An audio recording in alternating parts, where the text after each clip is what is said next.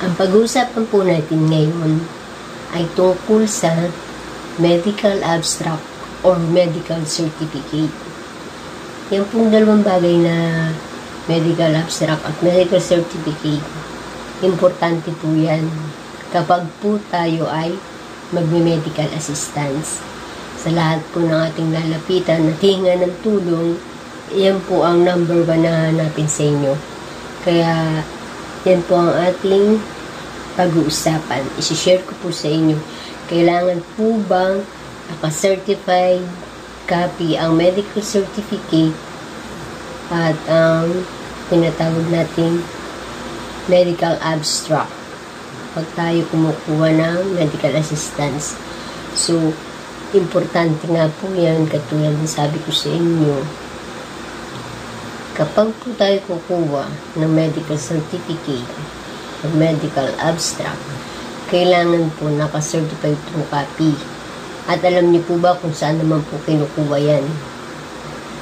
Kapag po kayo magpapacheck up sa inyong doktor or sa hospital or sa clinic, basta sa doktor po magmumula yung medical certificate or medical abstract. Sila po ang makakapagbigay niyan sa inyo. Kasi dyan po nakasulat ang lahat ng impormasyon tungkol sa inyong mga karamdaman. Maging ang mga gamot nyo po, naka-statement dyan.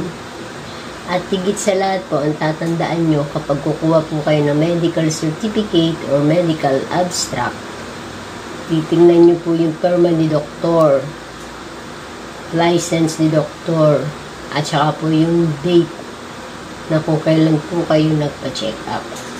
Yan po ang kahalagahan dyan sa nilalaman din ng medical certificate at ng medical abstract. Kasi po, yung pang dokumentong yan, good for 3 months po yan pwede nyo gamitin. Kung saan man po kayo pwedeng magpasa ng mga hihingan yung tulong. At yan po, kapag po kayo nag-check up sa doktor, hihingin nyo po yan sa inyong doktor, then ibibigay po yan sa inyo ng doktor. Ngayon po, yung pinakang original niyan, dadalhin nyo po sa isang medical records na kung saan yung hospital nyo. Kukunin po yan ng hospital nyo, yung medical abstract nyo, dun sa kukunin ng medical records yan. Ngayon, sasabihin po sa inyo, magpa-xerox kayo.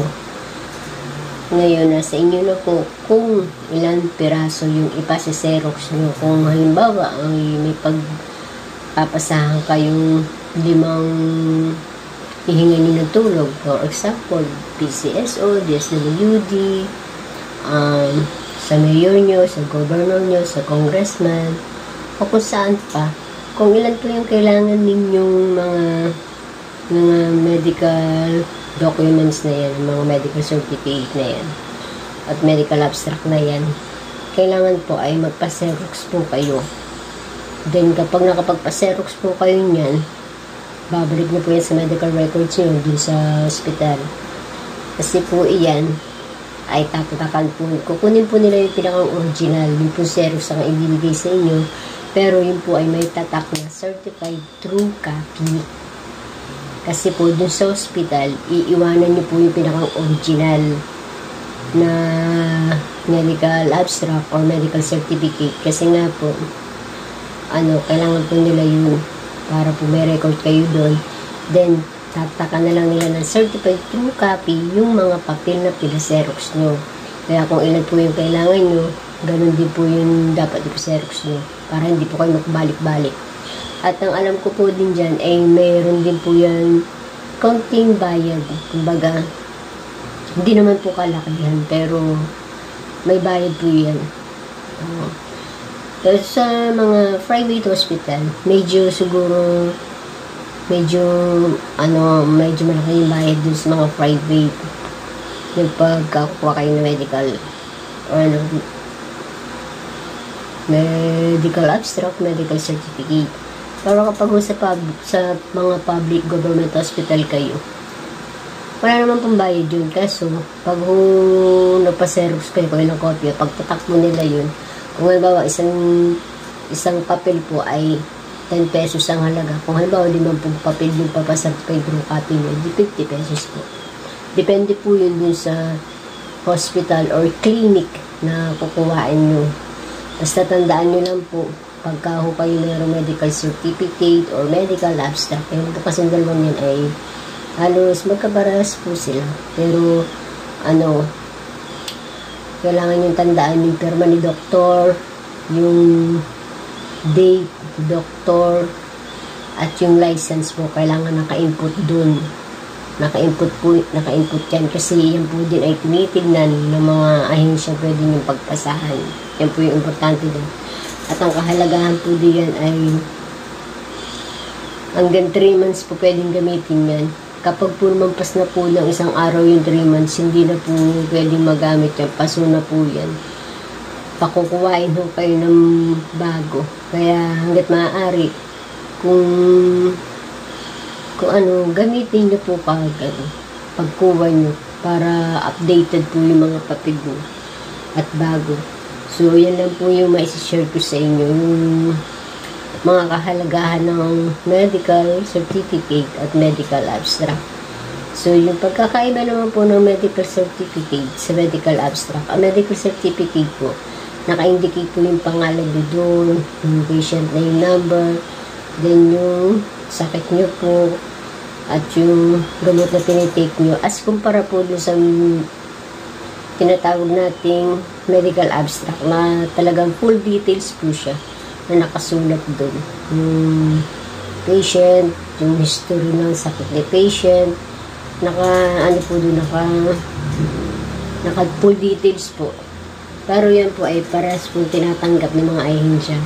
Basta may pirma lang po ni doktor, may petsa at may lisensya. Yan naman po ang pinakang importante po diyan.